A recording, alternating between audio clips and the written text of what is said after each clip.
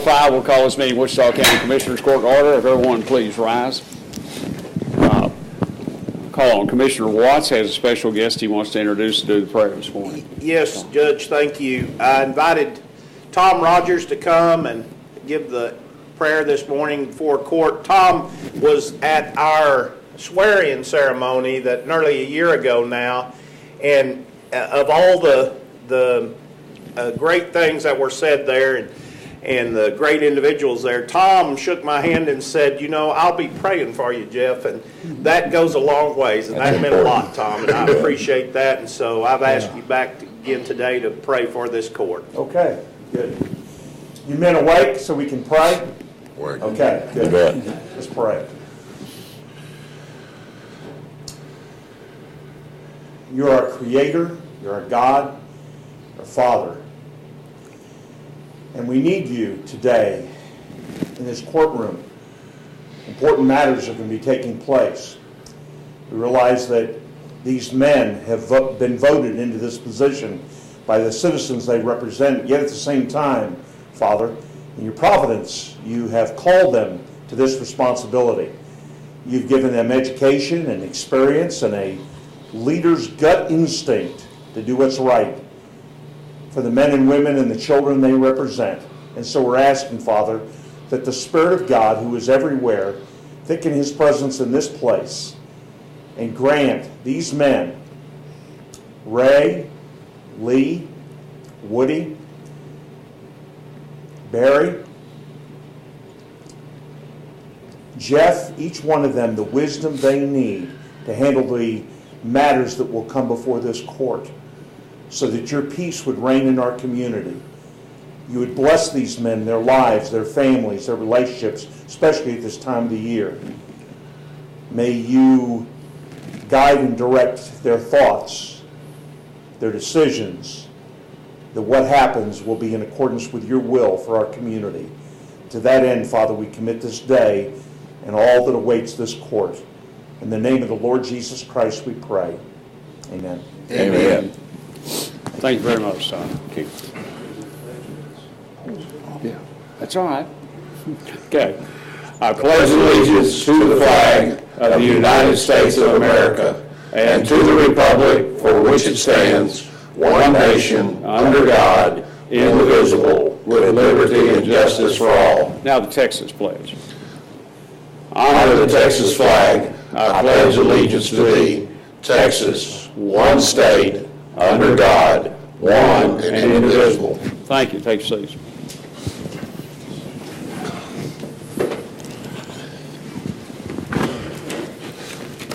All right, I'd like to apprise the court of some slight modifications in the consent agenda. Commissioner Muller, you had some correction on item number 6. Yes, we would like to include in that spelling change not only Weath Road, but We School Road. They run together out there, same community, same story, to be named correctly after that pioneer family in Wichita County. So I'd like to add We School to the Weath Road, the correct spelling of both. Okay, and that's W-E-T-H. That's right. Both those. Okay, and then item 11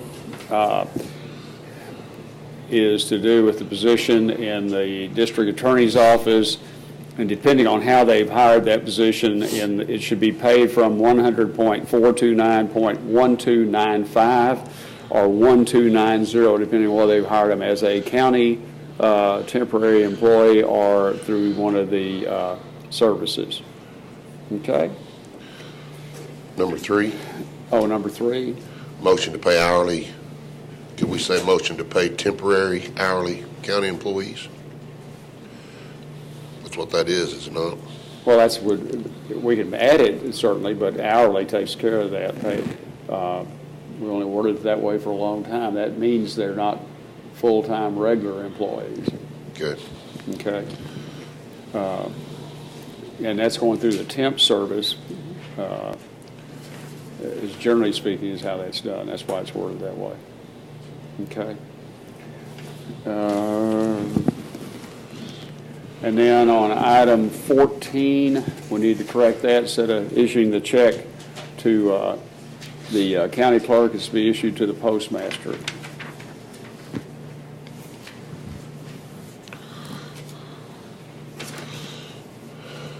Say that again, Judge. Okay. The check we're showing is going to be issued to the county clerk, but it needs to be issued to the postmaster. She goes down there and does that direct and run it through the machine. And so they will tell her ahead of time how much it's going to cost. The check will be made to do that, and then that takes care of that. All right. Anything else to be adjusted on the consent items?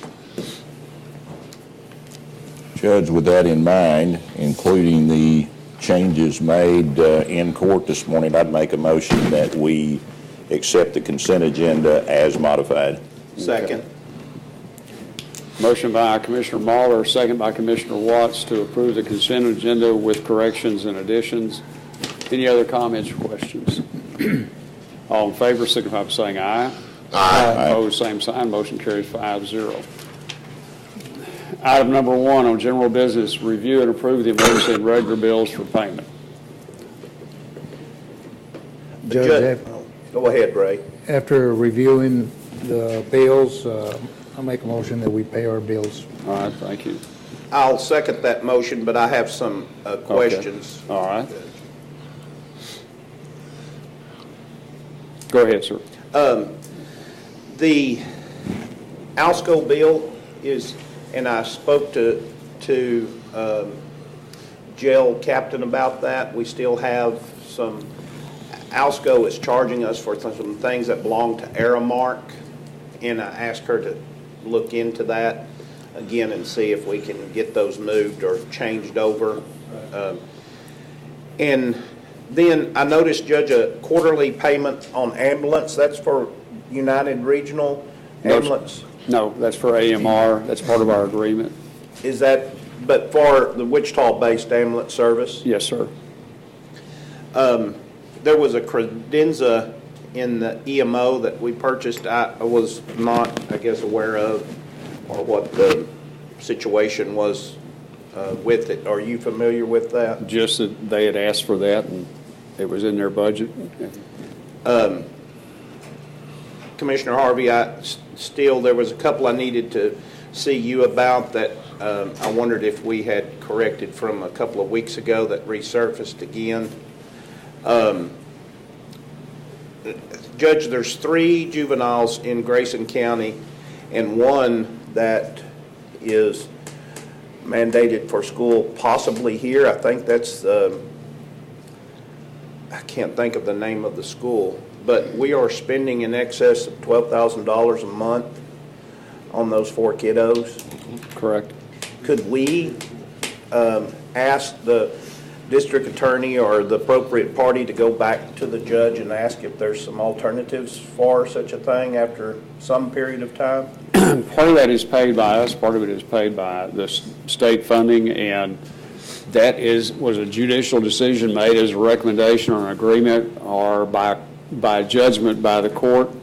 I think it'd be inappropriate to go back and do that. That's the fitting level. Those they used to have them.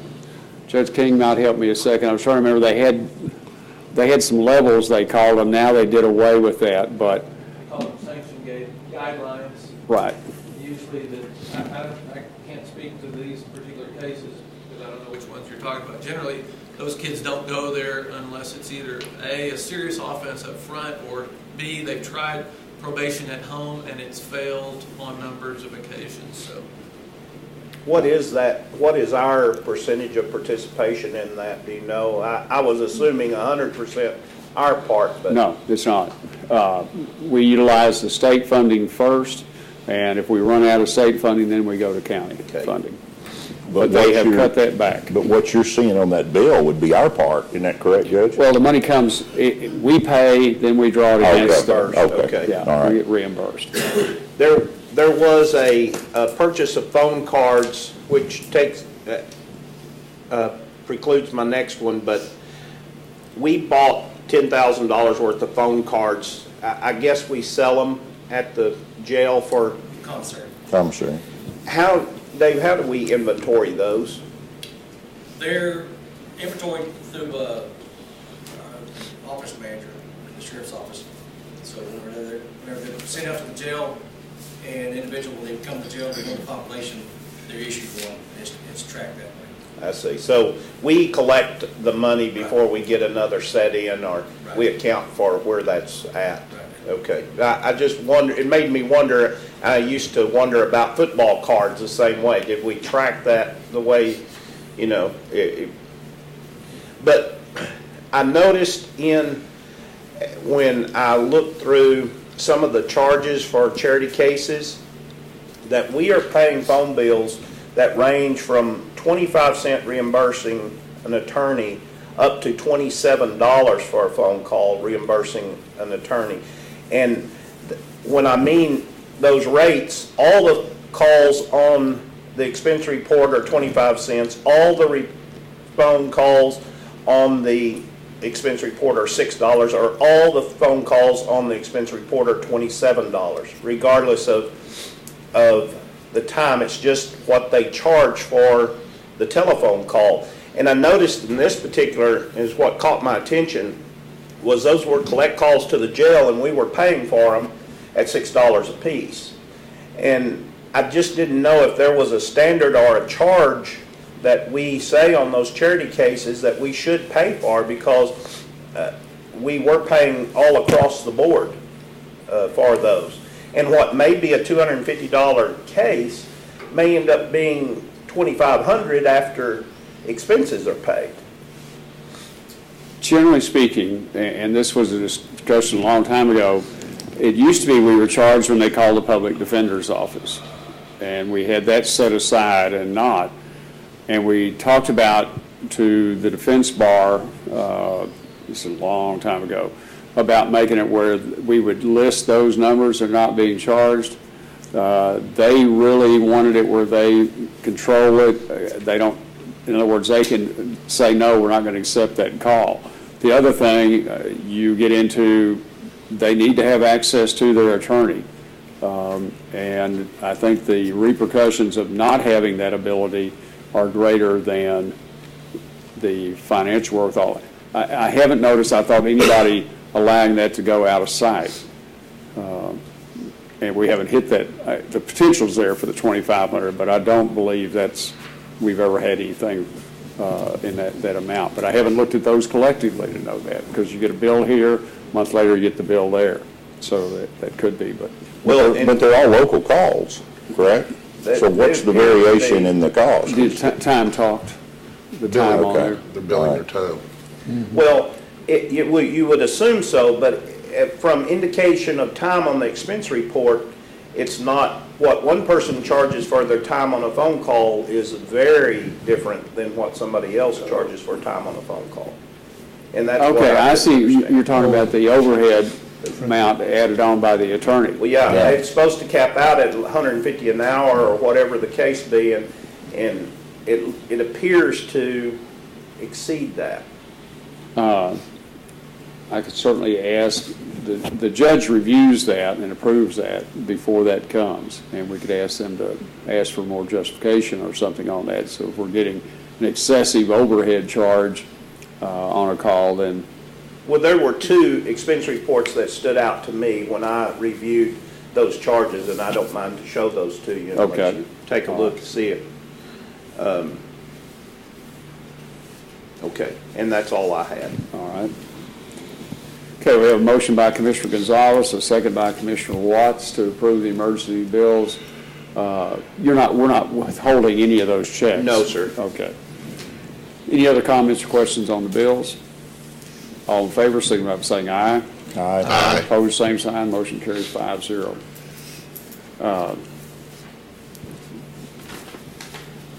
Let's skip down to item number 3. Judge King has brought that.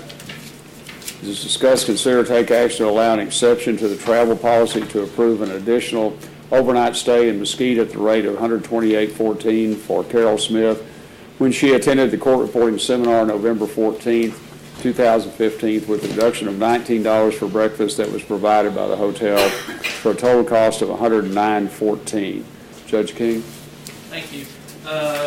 As you may know, Carol Smith is my court reporter. She's worked here for a little while, and she has a requirement that she go get continuing education each year. She signed up for this seminar. I think I sent you guys the agenda by email. It's kind of a good deal because it got her 10 hours of credit in a single day.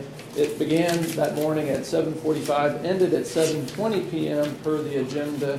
And at 7:20 p.m., after gathering all her stuff up, rather than drive back from Mesquite, which is about 150 miles probably, it's on the far side of Dallas, she spent an extra night in the hotel room, and she's seeking reimbursement for that minus the cost of the breakfast provided the next morning, rather than drive back on a Saturday night late.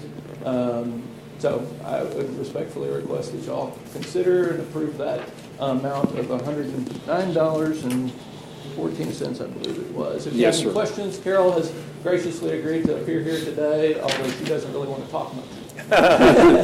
Judge, I didn't know why this didn't pay. Because our policy says that if you're less than 200 miles, you come home. After putting in I don't know who put you all through that kind of a day. A long day. Okay, but but it just seemed to me, but I think the claim is reasonable. The only adjustment we made, because the hotel did furnish breakfast, and that was a change and to deduct that because she had been paid for one breakfast prior to that. I think it's certainly a reasonable request and would suggest the court support that. If y'all have other questions, please ask them. Motion to approve the 109.14. Second. Who was the second? I'm Second. sorry. Okay, Commissioner Gonzalez. On the discussion side of this, I'm just reading here our note here, trying to understand. See, there's two requirements that you have to meet. I thought it was either or. Right here. Okay.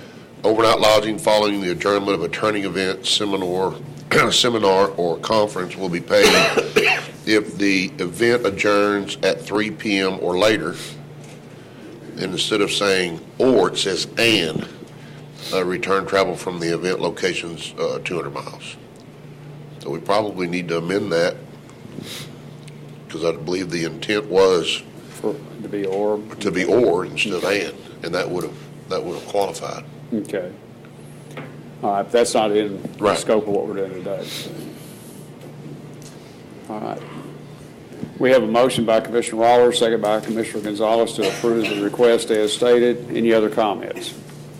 All in favor, signify by saying aye. Aye. Opposed, same sign. Motion carries 5-0. Thank you all very much. Thank you. And while I'm here, can I Yes, give sir. her certificate of appreciation? Yes, you For the service. What a trick.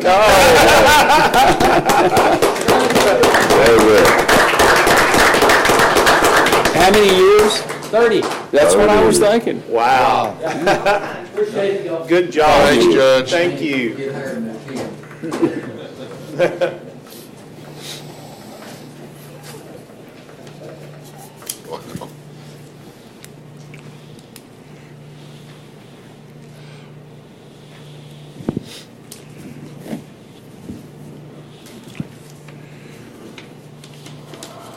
We'll need to note that in the minutes.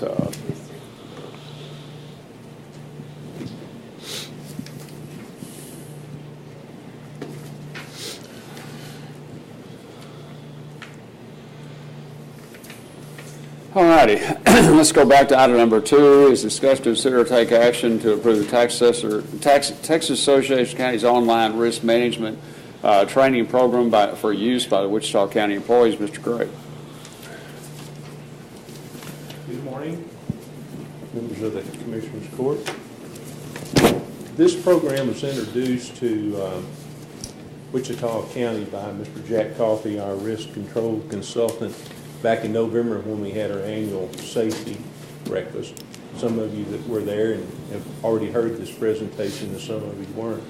But simply, the Texas Association of Counties has gone into partnership with a Summit Training Source company who has a large number of various types of training courses that are presented online. And the Texas Association of Counties has offered us an opportunity to go into partnership with them, and also, if you approve this morning, to act as a pilot partner for this program. And we'll coordinate our efforts with Lee Bell Hovland there in Austin at the Texas Association of Counties Risk Management Office. But what this does is it will allow each and every employee that elected officials and department heads will allow and choose to participate in this training. And Commissioner White, you can jump in here at any time, but he's already talked with Mr. Crutchfield in the IT office, and it doesn't seem to be a problem assigning each employee a separate email address. The reason they need that is because you have to go into a computer, sign in using your user ID, name, and password to be able to participate in the online training. Courses will range anywhere from a few minutes up to 30 to 45 minutes. You can do it at your own time. That's the beauty of it. You don't have to travel. You don't have to stay in a hotel. You don't have to eat meals. But you can go through training courses, especially in the road and bridge sections, to become more safe. There are all kinds of different equipment operation courses, PP&E courses, and all kinds of things. Office ergonomics. Let me just kind of go down the list here. Matter of fact, we've already Jack and I have already met with Eddie Kennedy across the street at Juvenile, and we're going to be teaching a HAZCOM class in January. So this is a really, really good opportunity, I think, for Wichita County to participate with TAC, and it's no extra cost. And Commissioner Harvey, this is just one of the ways that we're trying to get our workplace safer, reduce accidents, develop our safety culture, and get that workers' comp premium down. Now, the classes are actually available in 3 different areas, so it'll cover every employee. And it's the administrative and clerical employees, road and bridge employees, and law enforcement employees. One of the things that I wanted to introduce to you today is when Commissioner Watts and I talked the other day, this is going to be a little bit overwhelming, I think, the first year to set up all the training and things like that, because we will have to have local Wichita County coordinators to coordinate the training through TAC. And then the Texas Association will send each employee by email their opportunities for participating in certain training events that fall into their category each quarter. But we're going to need some coordinators here to help out with that, and not real sure exactly how we'll do that. But for example, in the administrative and clerical area, we'll need somebody to work with employees and Lee Bell Hovland in Austin to make sure that we're getting those opportunities to the employees. They're taking the online training classes, and they're completing those classes. And of course, the Texas Association of Counties will provide us a report every month or every quarter to let us know how the training is going. But Commissioner Walsh, would you like to kind of give a little bit of an idea of how you think we ought to set up the coordination for Yes, when Ted and I visited on this, we felt like that to ask our employees to have a minimum of 4 separate trainings per year across the board, from be it law enforcement to county clerk's office to road and bridge, and at least be a starting point. That's 1 per quarter that we would provide training to our employees in an effort trying to reduce our large workman's comp stipend that we currently pay. So we just hope to have a more proactive stance on safety in the workplace going forward. So this was, Ted followed through with the guy that came, and Jack Coffey gave us the program at the safety breakfast the other morning, which was great, walked us through how that worked. Ashley, would you interject just a couple of things? So I wanted these guys to know about how I didn't envision it being as simple as what Ashley made it sound as far as log-ons for our employees, because we stumbled on that at the breakfast, not knowing how we would go about that.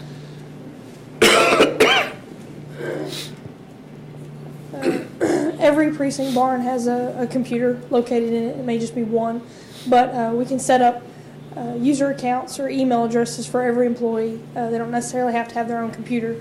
That would give us, we can create a shortcut and they can log into the actual Outlook web access portal to get their email. But it's also available on their phones, and then they can even access it from home. So if they want to go home and do the training, they can pull up the same link, log into their email, and run the webinar or the training from that link on their email. And we have plenty of user license for mailboxes and things like that. Because it's not just Road and Bridge, but we would have other employees that may not have. David would have plenty of employees that may not have email addresses the same. So, but I think it's going to be advantageous for our jail personnel it's amazing to be around guys that have spent, and good friends of mine that have spent a lifetime in the big factories that are indoctrinated with safety trainings, that they just approach projects differently. And I think that's a great thing, and we need to migrate that direction. So, How long are these internet seminars they're going to? the shortest is probably 10 minutes. The longest is probably 40 to 45, Judge. So during the wintertime, especially when we're slow, it would be a great time for some road and bridge activity to be had. And then there are different times that the offices within the courthouse could select to do that, some of which could happen at their own computer. So. And one of the important things in this program is that it can be done during the workday, so we don't have to pay anyone overtime or anything like that to go home to use their personal computer or anything like that. As a matter of fact, as you know, Judge, we were talking the other day, probably can be done on smartphones. One of the neat things about this, and this is Commissioner White said, we kind of tripped over like how to, but probably the best scenario in a road and bridge or some of these offices for everybody to gather around a computer screen and all do it at the same time. The problem is that the way the online training is set up, it's set up so the system can verify if a person completes successfully and passes tests along the way as they go through that online training. And if they do that, then once they finish individually, then they can print out their own completion certificate. And if you do that as a group, you couldn't do that. So that's the reason for the individual email addresses. But I think it's a neat program. I think it'll certainly take us in the right direction towards more training. It is really difficult to train here because people are busy. And I know even, Judge, you and I said in one time on a webinar, they're really good, but about the time you start doing that, and I've done this many times, about the time you get on a webinar that happens at 10 o'clock on a certain morning, then I'm busy at that time. This allows the flexibility that you can do this anytime you want to, as long as you have the access to it and the convenience to it, and your supervisor says you can do it anytime. And the reward in this is reduced workers' compensation rates, hopefully? We're sure hoping it is, and hopefully have as Commissioner Watts alluded to, a change and improvement in our safety culture. We certainly have that in the Sheriff's Office, and we certainly have that in Road and Bridge, but I think we need to take it all the way from the top to the bottom. So I think this will really change and help improve our approach to doing things safely. Some of the things that, one of the courses in here is office ergonomics. A lot of office training programs. So all of us have sore shoulders and necks and things like that. So I think it'll just help in many, many, many ways. And the good news is it can be done as the time allows, and it's no extra cost. TAC supports that and provide all the support we need to do that. Okay. I'm sorry, go ahead, sir. Ted, you developed a mission even for this project. Could you read that to us? It's on the agenda today, and our mission statement is that Wichita County elected officials, department heads, supervisors, and most importantly, employees will join forces and work together to reduce risk exposures, accidents and injuries in the workplace, and slash workers' compensation claims, losses, and workers' compensation insurance premiums. And I think that this will go a long way in getting that started. Okay. How does this, I'm sitting here looking at Sheriff Duke thinking, okay, he already has X number of mandatory hours of training and all, and how, this is a little different in his case to incorporate in, and not knowing that listing of courses. You know, we have the general areas, the 4 areas. You mentioned 3 of them, but there is also a module for elected officials. I just was curious, Sheriff? Well, one of the biggest obstacles we're going to have is obviously the jail personnel. We don't allow smartphones, cell phones, or dumb phones in the jail, period. We're limited on computer access and control rooms of personnel, and we're limited to staffing due to, we're about 10 down still, although we hired about 6 this last couple of weeks. We're still got a couple other ones. We've got some promotions happening, so we're still, I think, we're down about 8 right now. So what we're going to have to do is try to figure out a way is not to have to pay overtime, but to be able to have somebody come in. We can have a rover, someone take that individual's spot while that individual is on training. Once again, you can't do it in the bookend at all, because bookend is Grand Central Station, and it's always burning and turning. So we have some obstacles we'll face, and we'll see what we can do to get it over it. And I believe we can do it. It's going to take a little probably longer for our personnel to get through it. Once again, all of our people have email or computer access anyway, so we'll make it happen one way or the other. And Sheriff, I guess we could check out actually a laptop that they could use in Central there somehow to let your pulling in a guard at a time to take a seminar. I guess that's. We have the IT room available upstairs, the training room. So if you wanted to send them up there for a quiet place, we could. But we have multiple laptops we could, set up there for them to access just during that time. And that'd be great, but the only problem with that is we're not going to have people sent out of jail and go somewhere. Right. But like at the annex, couldn't we go into the attorney-client meeting room and watch a 30-minute while somebody backfilled? Is that possible? We have an office back at the annex Okay. control room back in the back. The lieutenants use that. They can utilize that office, but it's still making sure we have staffing to cover the floor. Because we have many things that go on every day. A lot of people think in the jailhouse we're just sitting around looking at inmates and looking at us. We're doing laundry every day. We're feeding every day. We got medical every day, exercise yard, clothes we've got to change out, inspections. We do shakedowns in the jail 2 or 3 a week. So it's a shakedown is going through and searching everything in the cell block. So it's a continual, everyday process. Sheriff, how do you do training right now? All the training right now until they go to the jail school is pretty much on-the-job training on the floor with individuals trained. And they're being trained different sections of the jail as they're working in those areas. So they'll be moved around different areas of the jail facility. Looking into the 5th floor, the 4th floor. But they're still working, though? Yes, they are still working. Yeah, they're still working. Sorry.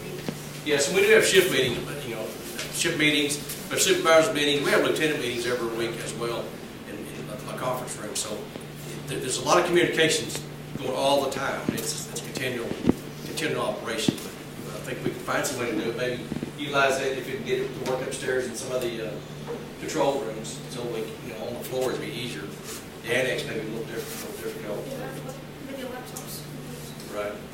And we're already doing a lot of other things to try to be proactive to stop some of the injuries. Obviously, the bookend is our #1 injury for our personnel. We're bringing in people that are on narcotics, who are mad at law enforcement because they got arrested because they were doing something wrong, and law enforcement come along and had to pick them up, take them and put them in jail, or they have mental problems. So they come to jail, they don't want to cooperate.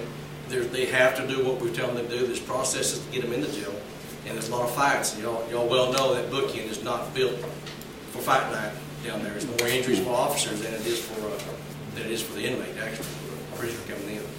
So we're doing things to look at that. To include the annex, from climbing on top of the cages, the buckets, to do all this. We're coming up with some things to do to keep people off up there until we get it safer, or try to find some other things to get people up there, lifted up there to do things in a safer manner, crawling up the bars, because that's my biggest fear, someone falling off that and killing themselves, an officer falling off the top of those cages, because they're just dangerous. It's slick, and we all know there's a lot of humidity out there. It's just it's a scenario that I think can be a disaster for the county. One of our people getting injured, bad enough fighting inmates, but fighting with the facility is another thing. So we're working on some things out. Okay. Thanks, Ted. Thanks, sir. Jeff, if you don't mind, Commissioners, I'd like to speak to that. One of the things, of course, this is just one piece of a 1,000-piece puzzle. But one of the things that causes Sheriff Duke to be so short on employees is that if we do have an accident that injures somebody and they're off work, then we have to bring somebody in overtime or whatever to replace that person. So there's no doubt about it that inexperienced officers, and we've had lots of them come through in the last few months, seem to have a tendency to be the ones who are injured because of the inexperience. So, and I know that when Mike Strawn with the Texas Association of Counties spoke before the Commissioner's Court back in October, he said that they would do everything they could. And one of the things that I know that they've done is they have a risk consultant that's Jack Coffey's colleague. His name is Darren Jackson. And I think, has he been in touch with you? Yes. Yeah. So they're working on that too. So the Texas Association of Counties is sending Darren Jackson in to work on them in many other ways to make things safer and improve things there. So then again, this is just one of a 1,000-piece puzzle, but I definitely think that, I mean, it certainly doesn't cost anything, and I think it's going to help. Is it going to completely solve our problem? I don't know, but anything that we can do to be proactive, I think, is certainly worth consideration. Thank you. Just to give a small example, we're talking about training, on-the-job training. There's procedures we do when inmates come into booking, and on Saturday night, a law enforcement agency brought an individual to jail on manufacturing and possession of drugs. You know, it's a shocker in our community. Bring him to the jailhouse, and we have a newer detention officer that goes and pat him down. We do a complete pat down. And, you know, we've all seen the detention officers uncuff the guy, put the hand on the walls. This detention officer, instead of doing that for his safety, he wanted to keep him cuffed up, just pat him down. And he found a loaded .22 pistol in his pocket that was missed on the street by a law enforcement officer who looked in. So we can almost imagine what could have happened if he didn't do that. The guy got the cuffs off and drew the gun, and he wants out of jail. You can almost imagine, because they're unarmed. Our people are unarmed down there. The last time we had a jail shooting was, I believe, in 1980 or 79 or 80 or 81 in the old jail on the old side of the jail where 3 people were shot, the bad guy and a trooper and a deputy sheriff. So, you know, it can happen, but that's one of the things in training we're talking about, even with the new people. They're trained from one-on-one how to check people and all sorts of things when they come into jail. So that was a kind of it doesn't happen often. We haven't found one of those in quite a while. But when it happens, it sure gets your attention. And so, unfortunately, it happened. Thank God he didn't get his gun out to do something he may want to do. And you know, some people, they may say, I got a gun in my pocket. He had that chance from the time he was arrested. The time he was patted down, he was missed. He had that chance to do that. But he got into the jailhouse, so it's another charge on him as well. So it's another felony. But we'll see what happens in the courts with that. But it's one of the kind of things you're talking about training, continual training. You have to make sure they do what they're supposed to do is keep themselves protected. That's what they talk about.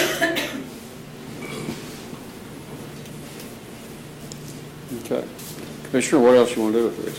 No, that's it. I just wanted to, everybody to get a chance to hear it from Ted and kind of what the process would be, and do we need to take action to implement this as a policy of sorts? I think we could do that, but I think there's going to be a lot of time in sitting down with 1 or 2 elected officials, department heads at a time to go through with them and maybe get some more detail under those big topics of exactly how they're going to do that, whether they select courses for their people or does TAC send out and say everybody's going to train on this module this quarter. I couldn't tell by reading that who makes that decision. I'd like to make a generalization. That's one of the reasons that I think it's important to have a contact in each one of those categories, because, for example, I think it would be appropriate for Sheriff Duke to pick a contact person in his office to coordinate his training. That way he would know exactly what training was available and what training they needed. And then they can make that information available to TAC. Yeah. And it'd be the same way. We've even talked maybe about Amanda in my office or someone doing the administrative training. I think that the biggest unknown that I have is exactly who the 3 trainers are going to be or coordinators going to be. So, and then Road and Bridge, there have been a couple of names, dropped there, but I think you're right. I think it's going to be a collective decision as to who the 3 coordinators would be here, but at least each coordinator would be well-versed in the area that they were coordinating and would know what type of employees they have, what type of training is available, and they could set that up. Help the person get logged on with their username and help them go to the site and pick that's going to be a process in itself initially, but then understanding, looking down your list and seeing that Sally or Billy doesn't have a training of any sort, and follow through with them or follow up on them and see if they need help getting on, or what the problem is, why they don't have as many as others. So Does TAC keep up with the training? Is that Yes. the way it works, Ted? Yes, Commissioner, that's the neat thing about this is you can't finish the course and get credit for it until you go through each one of the chapters, do each one of the mini quizzes, and successfully make 70 or above on each training class. And once you do that, the status is considered to be completed. At that point in time, it is entered into the TAC system, and it just goes on to your completed training successful. And as I mentioned earlier in the presentation, they will send out a periodic, depending on how often we want it. But each one of these coordinators could get a list of the training courses that had been completed by each employee in their category. They keep up with our CEUs. I assume it's the same scenario. I would say so, yes. Yeah. Okay. Just, but the only thing is just obviously completion credit, not any CEUs. Has TAC said anything about what kind of money we could save by doing this? Well, obviously they don't know, and that's the reason I emphasized when I read the mission statement there. It's going to be up to everybody. It's going to be up to elected officials, department heads, supervisors especially, to really, really push a safety culture, and also up to every employee. When Jack Coffey and I went around and did the building inspections back at the time he was up here before, you would not believe the amount of daisy-chained electrical plugs and things like we have in each one of the administrative offices around. Because we have so many things to plug in and so few plugs, we've just got just nets of extension cords and stuff like that. So one of the things would be that to learn how to do that safely, not daisy chain, plug a strip card into another one and things like that. So many things that could be done here by every person that works here. And if we do that, we could certainly reduce these a lot. Because most of the accidents that we have here, Commissioner, when you look at it and analyze it, they are preventable accidents. I'm not saying this training is going to put us back to zero. But I understand that, but it seems like we're giving and we're having to do all this stuff, and TAC is not saying or rewarding us in any way other than just maybe a promise that maybe it will bring our rate down. Well, and they haven't even made that promise, but one of the things that we went to them, you know, and of course Commissioner Watson and I talked, we went to them back in the summer and we said, help, tell us some ways that you can implement in Wichita County to help us be safer, reduce our accidents, and then ultimately, when you reduce accidents, you reduce your lost days, your medical, and then eventually it gets to that magic number, and that's the amount of money we pay for workers' comp premiums, and that's $274,000 a year. And I think we can significantly reduce it. Now, I don't know how much, because it depends on how each employee and each supervisor and each person here at Wichita County gets involved and makes it work. But the TAC says that they think it can be significantly reduced. And when we go to each one of these TAC things where they hand out safety awards and everything, there are all kinds of gold star awards and everything, and Wichita County's never won them. But I know that some counties like Benton County and some of these bigger counties who really have the safety programs and things like that, they have really gotten their rates down and reduced their accidents. So I'm just asking you to consider giving us a chance. The training's free. TAC is going to provide that to us free through this company, and they're going to provide many other ways that we can implement to try to get this thing in the right direction. But I don't think that they can guarantee that it's going to make us safer. We have to do that. Ted, it'll help you in your health care costs, because one of the components of the cost of that health care is how much you use it. And if you cut down a little bit on that, it could help us substantially, and that's going to be an ongoing problem for us. And you know, one of the things also that when you mention that, I want to think about that. It's like I say, this is just one of the many puzzles, but pieces of the puzzle. But as you said, there's so many hidden costs that are directly associated with different things, at accidents, and these things. If you get a chronic thing, and then like you say, you may have health care issues for the rest of your life.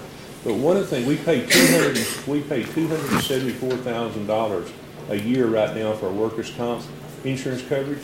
But that's just a drop in the bucket, because Sheriff Duke pays each one of these people their salary while they're off. And sometimes that's up $20,000, $30,000, $40,000 to pay an employee while they're off. And Wichita County continues to pay that. So you just add all of that on top of the other medical and things like that. So workers' comp and injuries and accidents are costing us a lot of money. Then you got somebody to replace them drawing overtime. That's right. Which just, well, I tell you what, industry has gone this way. I mean, it's, you go to any of the big corporations and they have a whole, safety has become a tremendous part of their program. I know my experience with that's been when my son competed in the National Tractor Competition. Chevron Dello sponsors that deal. We couldn't have the awards ceremony that night without them doing a safety deal. Everything they do has a safety component. They call it a safety moment. Every meeting they have, every day at the plant, everything they do, and that's where industry's headed, and it's due to the high costs, and that's where it's headed. I think it might be a good idea for us to take a look. If it doesn't help us and doesn't work, we can always go the other direction. But yeah, we can always stay where we are. Yeah, it doesn't take very much to make a big difference when you're talking about somebody getting hurt. Sure. Big difference. And if you don't mind, I just want to say one other thing. I'm kind of stepping out here on the limb, but we didn't talk about it that day, but I've talked with Commissioner Watts about this. And this is something that I would like to at least plant the seed for food for thought. And that is, we have me to do human resources and risk management. And it's really hard to be a proactive risk manager when I'm so busy doing human resources.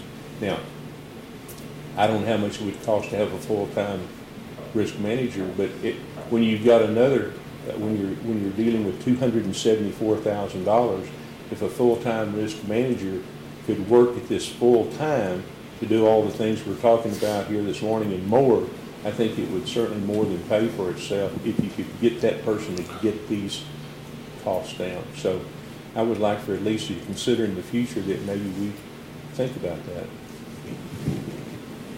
We've had some meetings with Burlington Northern where we've got some crossings. And if you've ever been in one of those meetings with them, the first thing they do when they walk up is they set up what they call the safety parameters. They have somebody on scene who's going to be responsible for calling 911, who knows CPR. You don't talk on a cell phone within so many feet of the track. I mean, that's the first thing they do when you go out. Before you ever look at the project, they set the safety parameter. I'm telling you, industry is on this deal. They've been forced to be.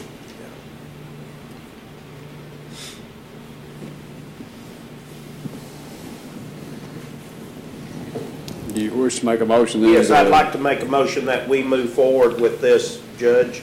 Second.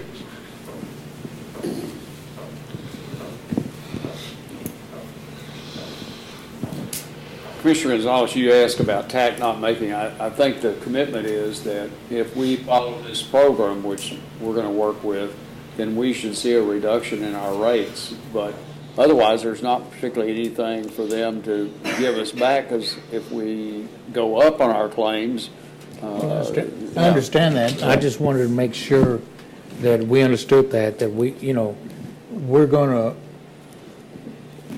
to spend some money on this program, and we'd like to make sure that there's a benefit to the county at the end. And I think there sure could be if we'll do it, but it's going to take 100% participation. And often people think, well, I just work in the office. Bending over and picking up a paperclip can sometimes be not a real fun thing when you turn wrong, angle wrong, lean out of a chair to pick something up. And we've historically had those accidents for the past 5 years. But, Pat always would, and I don't know if we got it this year, but every year we would get some money back from refund, a refund, I guess you would call that, for the road crews because of our safety record. And Pat would always announce that amount that was refunded back to the county. I'm sure that will continue, but the best news is if we can take this from $274,000 to $200,000 or $150,000, that would be a great bonus to come back to us. Yeah. And just one little factoid of information, we had twice as many office-related injuries in 2015 as we did road and bridge injuries. Now, that's a great statement, except proportionally, who do we have the most employees? That's true. Yeah, okay. Just wanted to be sure that, was it proportionally greater? Well, but the most important thing is dollars. I think we had $1,200 spent totally last year on the 3 injuries that we had that were road and bridge related. And they were very minor things like some little cuts and things like that. But the slips and trips and falls and things like that we have in the office, I didn't count those up because I was just presenting information to road and bridge guys, but I can assure you that it was more than $1,200. Well, true, but are you talking about over 200 employees or over the balance of that, which, separate out jailers? I'm just saying that statement for more impact ought to be qualified for, that's all. Yeah. But I just wanted to let you know that we assume that there's really not much danger or risk in the offices, but we did have 6 injuries in the offices last year that cost us more than the injuries that did cost us in road and bridge. And you're right, there are a lot more people who work in those places, but we did still have more expenses related to that group. But I think one of the reasons why road and bridge teams have done very well is we've got 4 foremen out there that are very safety conscious and have really pushed safety for all these years. And I know when I go out with my crew from time to time and I get out of the truck, my foreman says, put your vest on. And I don't always want to do that, but he makes me put my vest on, and which is what he needs to do. That's his job. If you're out there in that traffic, you need to have your reflective vest on. And our foremen are doing a good job of that, which I think speaks toward this deal. The more conscious you are, the more training you have, the more you understand that. I think there is some substantial savings there. Plus, it's just better for our people, for them not to get hurt. That's got a tremendous benefit in its own right, is keeping people safe. Okay. We have a motion by Commissioner Watts, a second by Commissioner Harvey to adopt the safety program and training. Any other comments or questions? All in favor, signify by saying aye. Aye. Opposed, same sign. Motion carries 5-0. Okay, item number 4 is discuss, consider, take action to approve SKC quote in the amount of $1,350 for maintenance renewal for the Polycom RSS 2000 to be paid from 100.41 to .3151 to approve the line as determined by the county auditor. Ms. Culley. This is our annual maintenance and warranty renewal for the Polycom portion of video conferencing It's the DVR system that holds all the recordings when they read rights. And we keep it under maintenance in case the event of something ever happens, we get an immediate 24-hour replacement. Would anything change with this? We change systems here relatively? No, sir, this is a different, Oh, totally okay. different system. It's a standalone unit. This has to do with the video arraignment, the potential for mental, did we ever get mental health back on out to the state hospital, or are we still having to go out there? No, it's back on. It's Okay. just not as fast as we would like. Okay. All right. Motion to accept, Judge, as Second. presented. Motion by Commissioner Watts, second by Commissioner Gonzalez to approve the item as stated. Any other comments or questions? All in favor signify by saying aye. Aye. Opposed, same sign. Motion carries 5-0. Item number 5 is discuss and consider take action to move Wichita County Stray Animal Program to the Wichita County Humane Society. Commissioner Harvey placed this item on there. I visited with the judge, and there's a couple little things we need to iron out before we do this. They're really not difficult. So we'll just table this until next Monday. Yeah. Deputy Elliott was here. I know, Randy, you and I had talked along with Commissioner Harvey, and I didn't know if you had a chance to find out any of those things we asked about. He was going to work on the insurance part. Yeah, Meredith, tell me, am I thinking, I didn't find it in the contract, but I thought there was a requirement for insurance that we had with Mr. Brooks, but I didn't find it in the contract. Part of the fee that he wanted was to pay for insurance. So Okay. that was part of the cost of the fee that we gave him. All right, I thought that was it, but when I read that, it didn't have it that way. Didn't say that. And then the only other thing, Sheriff, we've talked about this before, but isn't there a schedule of fees? So if we did find an owner for animal that we had kept for, a period of time, that if we publish those through the comptroller's office or somewhere, then we could have some chance of recouping those. I believe we've been working on that. It wasn't something to do right away. And I talked with Chief Better. I think he believed that there was a timeline into March of 16 before we need to get something in to put it in place. So we were just dealing with some of that amongst everything else we're dealing with. Yeah.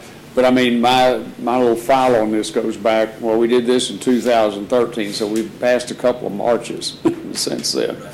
So maybe we can do it by next March. Well, and go ahead, The Randy. schedule of fees it says reasonable in the Stray Act. And when I went through and looked, it's kind of the fees we had before, plus what's reasonable for cowboys to gather livestock here, all in this area. It's not reasonable for us to charge Houston, Fort Worth, No. what they get paid in this area, like, go out, pick one up and haul them $100 a load. That may seem a lot, but we're paying Mr. Brooks out here $30 an hour at a minimum of 2 hours, and then $30 a day, $7 for feeding, and you knock a lot of that off, and we're keeping them at the Humane Society. So you're saving a ton of money. Correct. Who's going to, one of the things I had wondered in this, with Mr. Brooks, we had somebody on call. Who's going to give us access to the Humane Society? Has that been kind of talked about? To lock them up, Yes, they're sir. going to give us full access. They're going to give us a lock, we're going to get our own lock. Our own combination, we'll go in and lock them up ourselves. It'll be access for every deputy, they'll know the combination, they can go in there. Say Dennis Griffin picks them up, or Dennis Brooks picks them up and hauls them straight to theirs. They get this fee, but then we recoup this fee when somebody comes to pick them up. Okay. But don't we have to have Horse and that? cattle, people are gonna pick up pigs, goats, donkeys, we go ahead and eat them. They're not gonna come pick them up. Literally, Yeah. yeah. Not literally. No, I was going to say, those could be some of the better jail meals. but Yeah. I do, and New meat source. actually under the Stray Act, you can actually do that, but still it's gonna be a lot of money. I mean, on the process. But being out to Humane Society, more recognizable, people are out there all the time. I hate to say this, bleeding heart, they're gonna be there. They're gonna see these, we're gonna put them up for auction after 18 days. They're gonna come and bid on them animals if they think they're gonna be destroyed or something. And you got a lot more people seeing them than on 287 in private. Right. No, I think you had a great idea there. No. Who's going to, have we got a list of people to go gather and transport, or that's always been one of the The problems? same ones we use. Yeah. We use Cowboys, we had to call Dennis Griffin, he's got horses, Dennis Griffin doesn't have any horses. So under that old contract, was paying Dennis to come pick them up, Dennis Brooks. Yeah. He's getting the hauling, he's getting that. Then we turn around paying Cowboys $100 to come out and rope them or catch them or, you know, put them in a trailer. So we're double paying each time. And this time if we got a contract, we need somebody just to haul them. You know, maybe if Dennis Brooks wanted to do that deal, he could haul them. Or Dennis Griffin had to be roped. Jared Griffin, you know, people like that. We have several online that can come catch them. You talk about some guys that need to watch some safety videos. It's the I don't Cowboys. think there's some safety videos. They'll scare you to death. I mean, but they're the ones that's got to come out and do it. Absolutely. Well, I wondered if we had that, because that had always been one of the things, is having somebody on call that you can call in the middle of the night when you got one on 287 and you need to pick it up, so. Okay, so we think we'll have a cover for a Cowboy and somebody to load them in a trailer and transport them to the Humane Society. Sheriff to push them in. Do we need Put it limits? out there for people that wanted to get on the call for this at these fees, at our fees, not Right. charging their fees. But they just want to throw out there and throw a fee out. Meredith, do we need any kind of agreement with them that, with those, so we have the fees, but we also says, you know, we're not responsible for their body when that little episode doesn't go real well. Okay. I'll make the same offer I've made before. I'll take the cattle. Just bring them to me. Everybody will take him, we just throw. I don't bring any donkeys, though. I'm not into that. Commissioner Gonzalez has got a solution to all this. He's Tell gonna him, take the Brad. donkeys? Is that the deal? So we just get the sheriff to get a couple of cars and herd them into the city limits. There you go. No, that doesn't, I'll second that. We still get Those in the calls. city limits. Oh, Yeah, guys. Sheriff is responsible for every stray in the county. It's just, Yeah, Red that's River Bridge is a right. little too long to try to run that northbound. It just got- Yeah. Wow. Well, you know, we talked about a mounted patrol. So, See some of our deputies try that. yeah. Okay.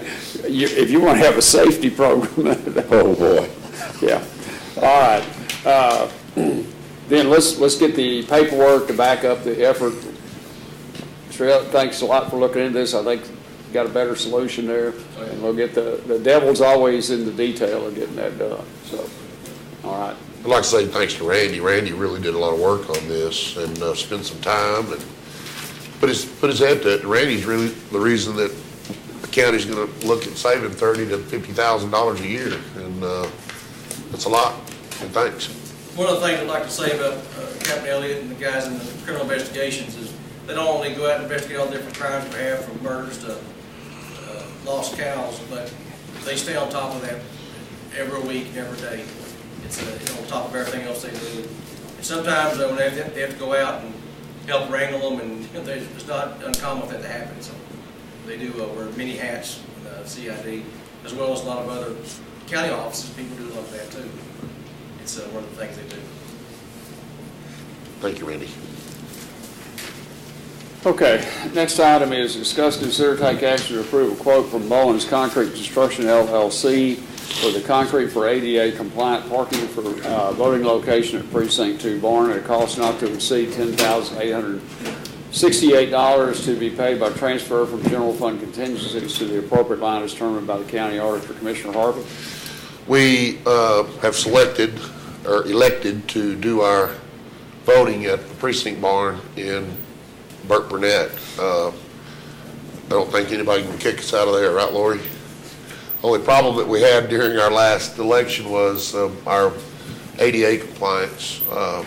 We had some folks come up that were in a wheelchair, and we have a gravel parking lot.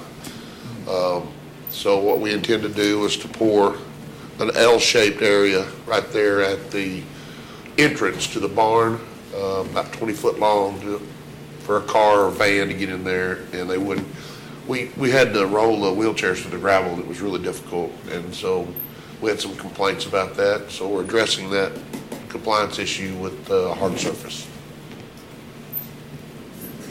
20 foot by, I thought it was bigger than that. It went, 20 foot out from the wall. It's longer than that. It's going to Okay. give us about 5 handicap spots. Is what it's going to give us. Okay, I guess what I was wondering is, other than that one election that had so many, it was a more charged up thing, do you think we need to have that big an area, or? Yes. Okay. It just seemed like a lot of parking. Well, it's not much. Whenever you got that, you're going to have 1, you have 2, and then 2 more, maybe 3 if they're skinny cars. What about striping for that? No, I didn't intend to stripe it. I intend to put the handicap signs in front of each space during a voting period, and remove those signs whenever we're not voting, so that, it can be utilized by others. Okay. So I'm so moved that we accept this bid from Mullins Concrete and concrete for our ADA compliant parking at Precinct 2 barn. Okay. Is there a second? Second. Motion by Commissioner Harvey, a second by Commissioner Watts to approve the item as stated. Any comments or questions? All in favor, signify by saying aye. Aye. Opposed, same sign. Motion carries 5-0. Item 7 is discuss and take action to approve the county treasurer's report for October 2015 and authorize the county judge and commissioners to sign affidavits certifying compliance with section 114.026C for October 2015. Mr. Hampton. Commissioner Court, you're looking at October of this year, and if you have any questions, I'd be glad to respond to them.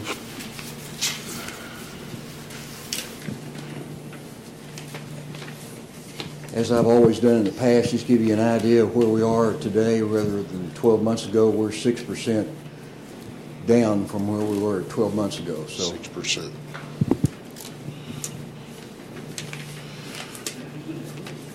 Is that a result of our capital improvements? Some of that, yes, majority of it, really. Majority of it. Because Do you have a total of what we've spent so far on capital improvements? No, sir.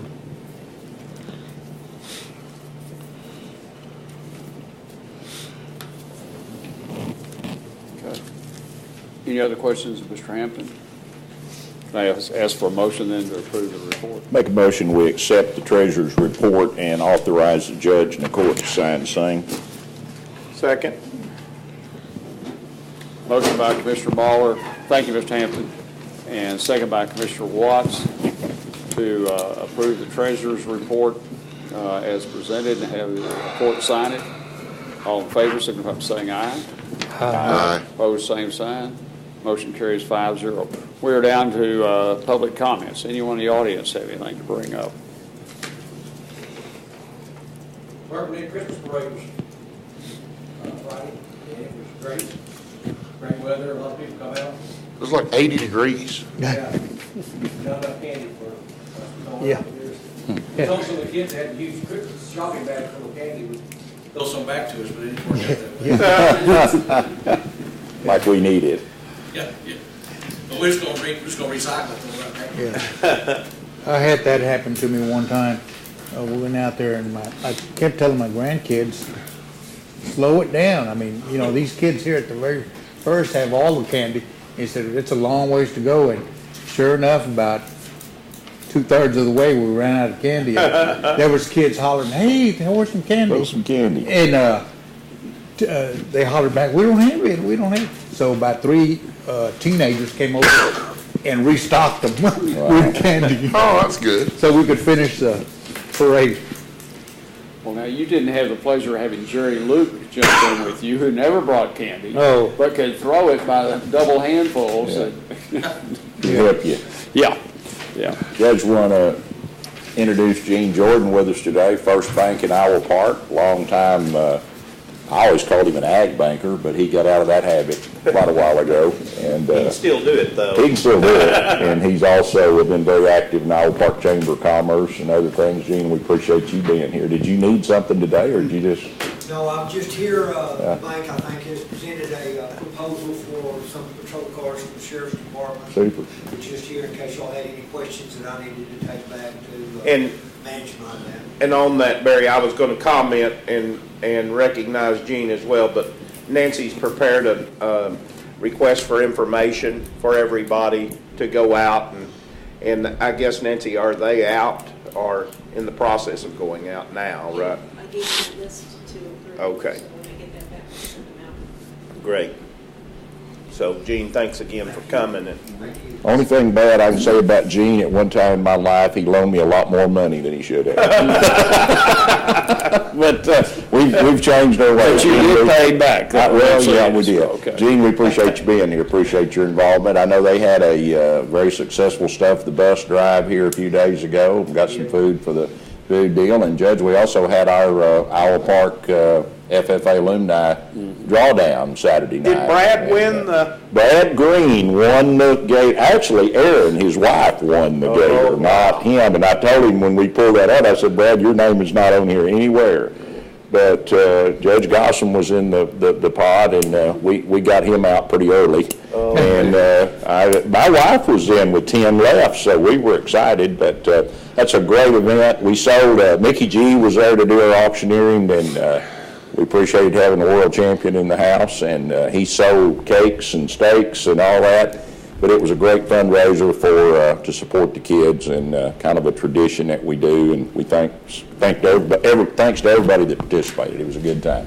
Well, on that note of Mickey G, I guess y'all have noticed that Hunter Cure is again Yes. our world champion Yes. wrestler. They And made it all the way? all the way. Yeah. That's awesome. I never did understand why a grown man would want to jump off of a perfectly good horse at full speed. I never could grasp that, but anyway, he does it and does it very well. He did, and that was exciting, and I know Electra and Yeah, I was gonna all say. the parts out Dundee Way are very excited, and Facebook was lit up with. Well, we've had a lot of world champion cowboys in this area over the years. I mean, there's a list of them. Yeah. Like Rick Bradley, gosh, I'm gonna leave somebody out. And it's Dude gonna- Smith. Dude Smith, I mean, it goes way back. Rich Skelton. Rick Skelton, Yeah. we've had a bunch of them, Rick and that's Skelton. good. The guy that just passed The away. committee? Not red. Oh, Mark. Yeah, but it's been, anyway, we've been very fortunate. who you're There's talking about, Lee. some good cowboys in this country, always have been. Judge, Oh. Judge, I attended the Helen Fairby Employee Appreciation Dinner that they had Saturday night, and I didn't realize that there was that many people that worked for the Helen Fairby Center. I mean, including all the surrounding counties. But there's a lot of dedicated people there that really do a lot of work for the community. So Well, it was a good attendance. despite how much we tease him, we are fortunate to have Roddy Atkins. Yes. He's well thought of throughout the state, and what he does in the mental health arena. He's very smart. Now, y'all didn't mention we have one of Mr. Jordan's family members been with us here at San Diego Absolutely. for a long time, and the Sure county have. works with the sheriff's department. Yeah. Glad to have her. Degree from Texas A&M and ag leadership, I believe is what. Okay. We've been asking her to lead Judge Fudge when she gets a chance, but.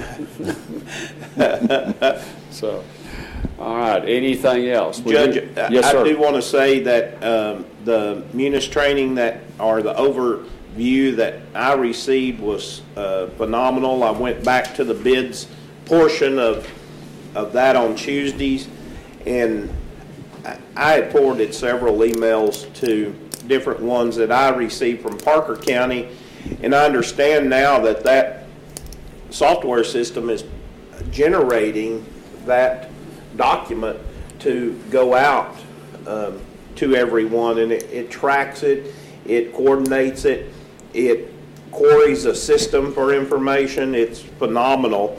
But the POs, the bids, all of those pieces of that software, which we may not can start tomorrow, but at some point in time it's going to be advantageous to us to have implemented. Me and Commissioner Harvey visited with David Nix and Ben Hoover this week over a potential lawsuit forming with Volkswagen.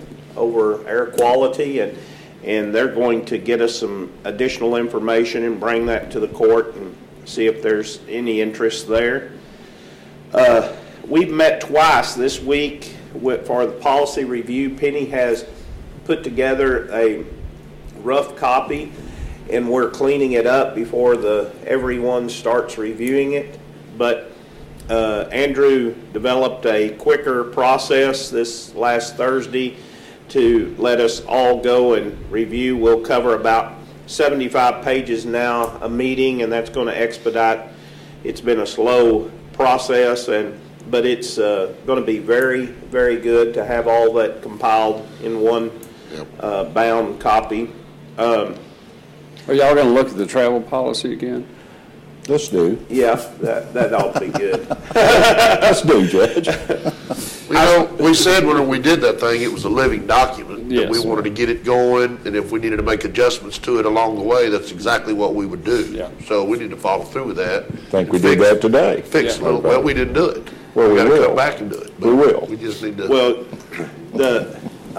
by the time we get through this policy, just to turn around and start it again, I'm afraid it may cause me to pull my hair out. It is a job just going through. We've got some very old stuff and making sure we've got our bases covered. For the most part, it's put it in there, but we had some changes that we are aware of that we just needed to clean up before everybody starts taking a look at that.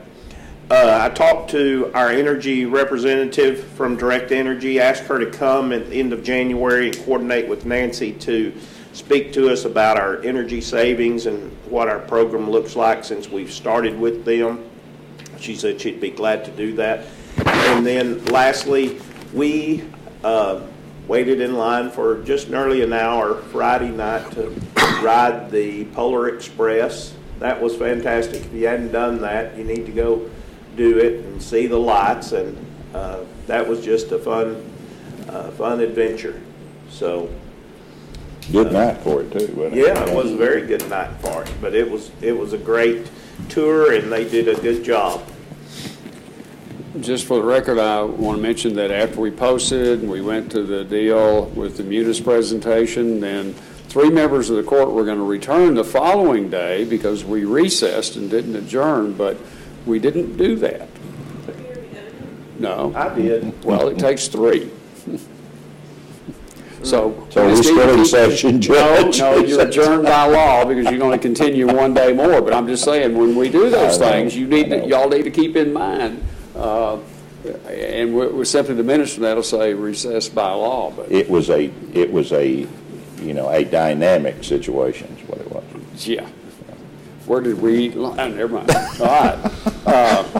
But Barry, didn't I recall you when we were here that next day that you said that we were going to? We did discuss it. We just didn't do it. And okay, Yeah. I thought we did it.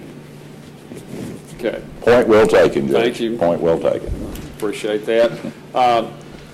We will recess today to come back at 1:30 for a presentation with CHC Correctional Healthcare to go over the extension of their contract through the end of February. And that will be a work session there.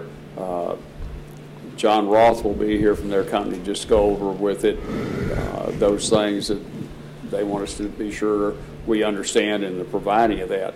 At 2 o'clock, we will recess again because we had set up a conference call, Sheriff, to talk with United Regional Healthcare Service about some medical services not currently provided in the upcoming contract.